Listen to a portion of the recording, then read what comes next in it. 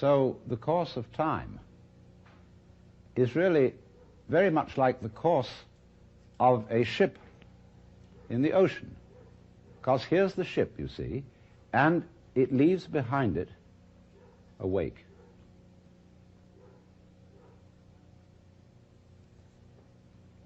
And the wake fades out. And that tells us where the ship has been,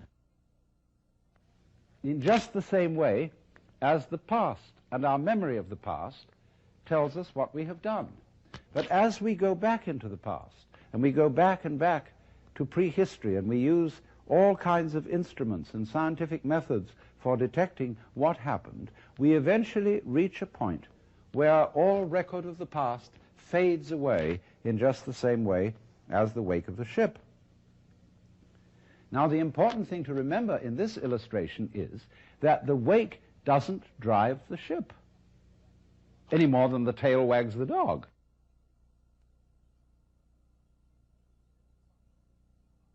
Supposing there's a neurotic, difficult child, and one school of thought used to say, well, bang him about, beat him up, and maybe he'll change. But then they said, oh no, that's not fair to the child to beat him up because it was his parents.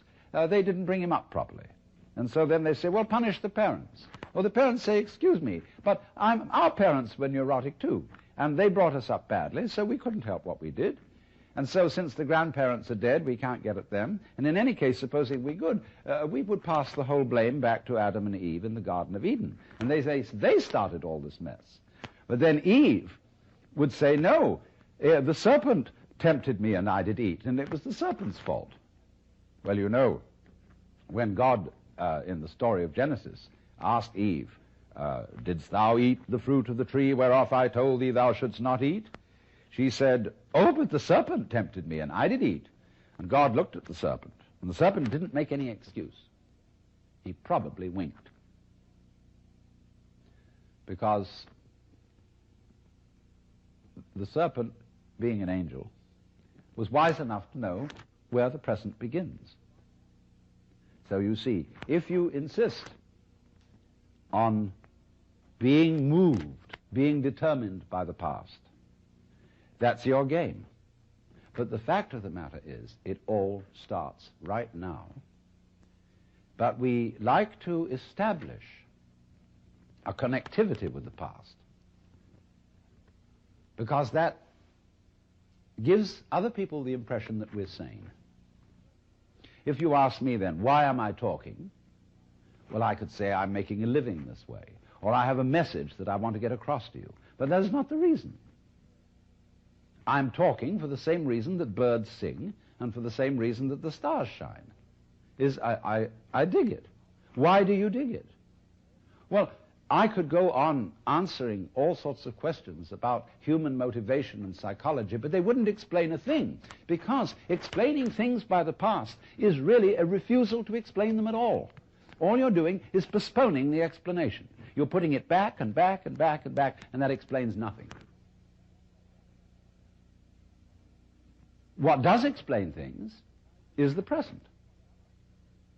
Why do you do it now?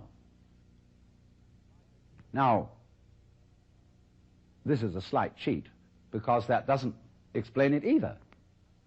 Because what happens now, just as the sound comes out of silence, all this comes out of nowhere. This is in connection with what I explained to you in another talk about the power of nothingness. All life suddenly emerges out of space, bang, right now. And to ask again, why does it happen, is an unprofitable question, because the interesting thing is not why, but what. What happens? Not why does it happen. I can say, well, I am doing this now because I did that then, and so I am producing for you a continuous line of thought.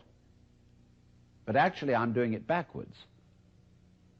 I'm doing it always from now and connecting up what I do now with what I did so that you can see a consistent story.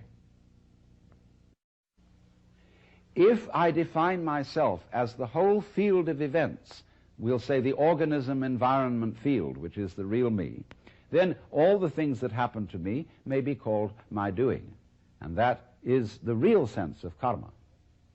But when we speak about freedom from karma, freedom from being the puppet of the past, that simply involves a change in your thinking.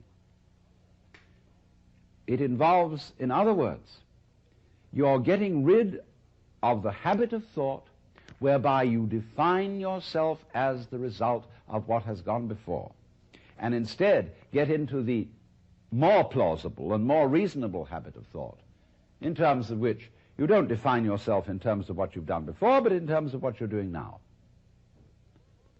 And that is liberation from the ridiculous situation of being a dog wagged by its tail.